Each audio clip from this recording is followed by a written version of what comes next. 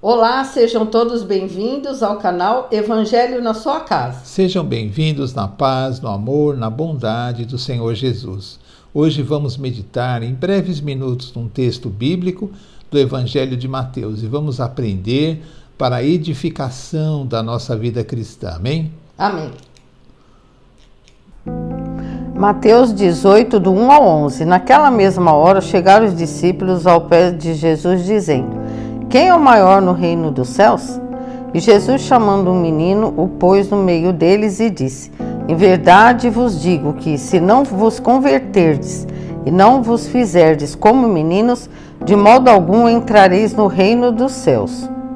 Portanto, aquele que se tornar humilde como este menino, esse é o maior no reino dos céus. E qualquer que receber em meu nome um menino, tal como este, a mim me recebe. Mas qualquer que escandalizar um destes pequeninos que crê em mim, melhor lhe fora que se lhe pendurasse ao pescoço um mó de azenha e se submergisse na profundeza do mar. Ai do mundo por causa dos escândalos, porque é mister que venham escândalos, mas ai daquele homem por quem o escândalo vem. Portanto, se a tua mão ou o teu pé te escandalizar, corta-o e atira-o para longe de ti. Melhor te é entrar na vida coxo ou aleijado do que tendo as duas mãos ou os dois pés seres lançado no fogo eterno. E se teu olho te escandalizar, arranca-o e atira-o para longe de ti. Melhor te é entrar na vida com um só olho do que tendo os dois olhos seres lançado no fogo do inferno. Vede, não desprezeis alguns desses pequeninos, porque eu vos digo que os seus anjos nos céus sempre veem a face de meu Pai que está nos céus, porque o Filho do Homem veio salvar o que se tinha perdido. Senhor, em nome de Jesus, agradecemos ao Senhor por esse dia, por essa bela natureza que o Senhor nos deu, e pedimos ao Pai que a gente possa entender a sua palavra e guardar no coração, praticando sempre para que possamos crescer na graça e no conhecimento de Jesus. Eu peço que abençoe todos que estão ouvindo esse vídeo. Em nome de Jesus, amém. Amém. Então, nós vamos meditar em alguns minutos o que Jesus ensina no Evangelho de Mateus, no capítulo 18, do versículo do 1 ao 11. É uma passagem que tem vários ensinamentos. Nós não somos capazes de abranger todos os ensinamentos, que são imensos, são muitos ensinamentos, mas nós vamos pegar apenas alguns trechos, não é?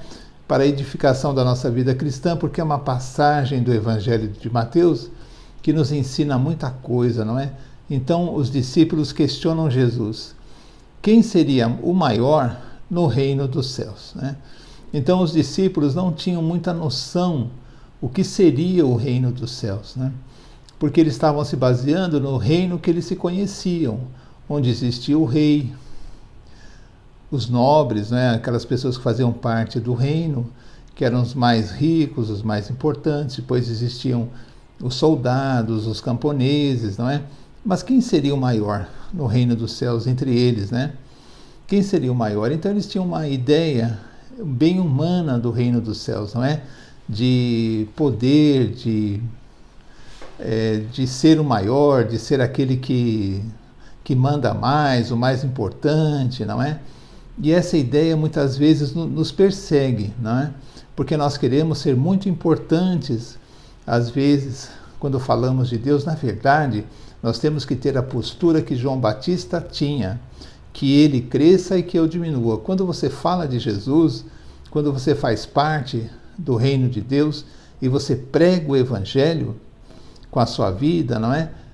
Assim, você prega o Evangelho, você prega para a glória de Deus, não é? Não para a sua glória, não para que você seja maior, você seja considerado o que sabe mais, o que ora mais. Não, não existe isso, não é? Tudo que nós fazemos para Jesus, seja uma iniciativa pequena como esse programa, seja uma iniciativa maior, tudo é para a glória de Deus. Tudo que se faz em nome de Deus deve ser revertido para a glória de Deus, né? E nós todos somos importantes para Deus. Não existe maior nem menor. Existem sim filhos de Deus que estão aprendendo com o Evangelho. Mas os apóstolos não sabiam disso, né? Eles perguntam assim: Senhor Jesus, quem será o maior no reino dos céus, no reino de Deus, não é? E Jesus pega uma criança e coloca no meio deles. E diz assim: quem não se converter e se tornar semelhante a esse menino, a essa criança, de modo algum entrará no reino dos céus, não é? Então, primeiro, a conversão, a mudança de vida, não é?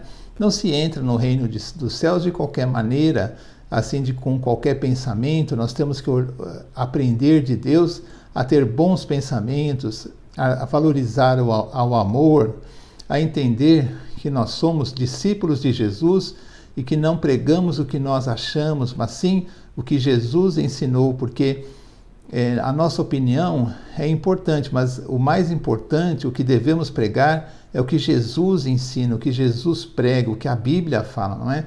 Nós não temos direito de mudar a mensagem, de pregar aquilo que nós achamos que é o certo. O que nós temos que fazer? Nós temos que entender que nós temos que ser discípulos de Jesus e ser como um menino, uma criança, não é? Simples, humilde, prontos a aprender, não é? E Jesus ainda diz assim: se converter, arrumar a nossa vida. Ah, mas eu não consigo arrumar a minha vida totalmente e tal. É uma luta, não é? Paulo fala que é a luta da carne contra o espírito. São Paulo cita essa luta, não é? Mas nós temos que fazer muita força, confiar no amor de Deus, muita oração, também ter amizade com pessoas cristãs, frequentar uma religião, uma igreja que fale do Evangelho, que pregue o amor. Pregue o amor. É muito importante eu também ter um senso do que eu estou indo aprender na minha religião, não é se é realmente o Evangelho, se é outra coisa, porque o Evangelho é que me dá a vida, não é?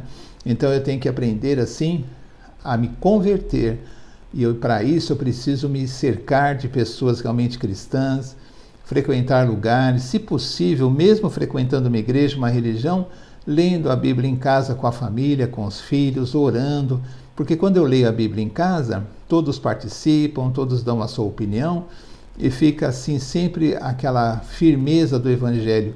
E mais tarde nós vamos lembrar dessas lições e muitas situações que nós nos convertemos, não é?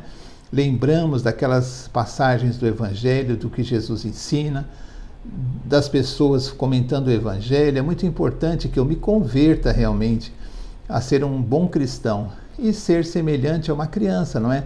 Na simplicidade, na falta de maldade, na inocência, porque assim, se eu não proceder assim, de modo nenhum eu entrarei no reino dos céus. Por isso, é muito importante enfatizar as coisas que eu faço, o que eu penso e que eu defendo, porque elas é que vão definir quem eu sou, né? E isso é muito importante. Jesus não disse isso. E Jesus ainda diz assim, se tornar humilde como esse menino, receber o menino. Aí ele fala assim: quem recebe uma criança, uma pessoa assim em meu nome, a mim me recebe. Então, quando eu vejo uma pessoa mais humilde, uma criança que depende totalmente de um adulto para se alimentar, né, não tem assim como se viver sozinha, não é? Quando eu recebo alguém que precisa realmente, eu pratico a caridade. Eu pratico a caridade para Jesus, segundo a palavra dele mesmo. Ele diz assim: e qualquer que receber em meu nome um menino como esse, a mim me recebe. Então, quando eu vou ajudar uma pessoa, mesmo dando uma cesta básica, uma esmola, ou dando um conselho, é em nome de Jesus. Por quê? Porque eu estarei fazendo a Jesus, não é? Segundo o ensinamento dele. Mas qualquer pessoa que se aproveitando da fraqueza daquela criança ou de uma pessoa mais humilde, escandalizar, se aproveitar daquela situação frágil daquela pessoa, daquela criança, terá um castigo que Jesus diz assim, que seria melhor que se lhe amarrasse uma pedra e ele fosse jogado ao mar, né, nas profundezas do mar. Então é uma coisa assim, tudo que nós fazemos repercute no reino de Deus. Nós não fazemos as coisas à toa, não é? Os nossos atos têm consequências, não é? Porque Jesus ensina isso. Olha, quem escandalizar um desses, que são pequeninos, que são pessoas frágeis, pessoas que não têm defesa, não é? Seria melhor que se amarrasse uma pedra ao pescoço e ele fosse jogado no mar. Então, Quem faz o bem a um desses em nome de Jesus, faz o bem a Jesus. Quem escandaliza, quem se aproveita, quem maltrata uma pessoa assim, vai receber a consequência. Vamos pensar nas consequências dos nossos atos, né? É o que Jesus ensina. Vamos pensar na consequência dos nossos atos quando causamos escândalos, não é? Bom, aí ele diz assim: portanto, se a tua mão ou teu pé te escandalizar, arranca-o e joga fora, porque é melhor entrares na vida sem um pé ou sem uma mão, do que entrares dois pés ou as duas mãos no inferno, no lugar de sofrimento. Então, o que me faz pecar? O que me faz cometer escândalos? O que me faz não seguir a Jesus 100%? Bom, a maioria das pessoas é o orgulho. O orgulho realmente é um grande inimigo que não permite que você seja humilde, porque ele não permite que você dependa 100% de Deus. Você não acha que você depende, você resolve tudo. O seu dinheiro compra tudo, a sua esperteza consegue qualquer coisa. E, na verdade, nós dependemos 100% de Deus, não é? Nós dependemos 100% de Deus. Não é sorte, é fé, né? É a providência divina em nossas vidas, que nos dá os meios de conseguirmos as coisas para a glória de Deus, não é? Porque nós temos que ter a humildade. O que nos causa escândalo, que nós precisamos arrancar, né? Normalmente é o orgulho, ou uma mania de mentir também, não é? Defendendo mentira. Eu tenho um ponto de vista, então eu minto para defender aquele ponto de vista, eu defendo quem mente. Mentira também, hoje em dia é muito comum, mas é um mal. A mentira, ela calunia, não é? Ela cria uma situação falsa e muitas vezes dela vem muitas injustiças, não é? E outras coisas, você ter entrado num casamento e não procurar ser um bom marido ou uma boa esposa, procurar fazer o melhor para o seu cônjuge de verdade, procurar ver se você está sendo companhia, se você está sendo compreensivo, se você não só critica. Tem pessoas que casam e criticam praticamente o dia inteiro o outro, não é? Críticas e atacam até a aparência, ou se o outro comete um erro, ficam jogando aquele erro na cara, e isso não é uma atitude cristã, nem uma atitude de amor. Quando um casal está em crise, vamos orar, porque o casamento é uma aliança sagrada, não é? E nós precisamos respeitar as pessoas com quem casamos. Muitas vezes isso aqui é o que nós devemos cortar, não é? A falta de empenho no casamento, não é? A falta de empenho em criar os filhos, a falta de empenho em procurar, muitas vezes, um emprego melhor. Muitas pessoas são muito acomodadas também, e as famílias ou não querem deixar os vícios, não é? Ou vício é difícil deixar mesmo, mas não se esforçam para deixar, não é? Pelo menos o esforço. Então é isso que Jesus te fala: se isso te escandalizar, arranca-o fora, arranca, porque isso é pecado, e o pecado é cobrado, e o pecado impede que você tenha uma vida cristã plena e depois você entre no reino dos céus, não é? Porque nós temos que ver que marido que eu sou, que esposa que eu sou, que pai que eu sou, que funcionário eu sou, não é? Que filho eu sou, não é?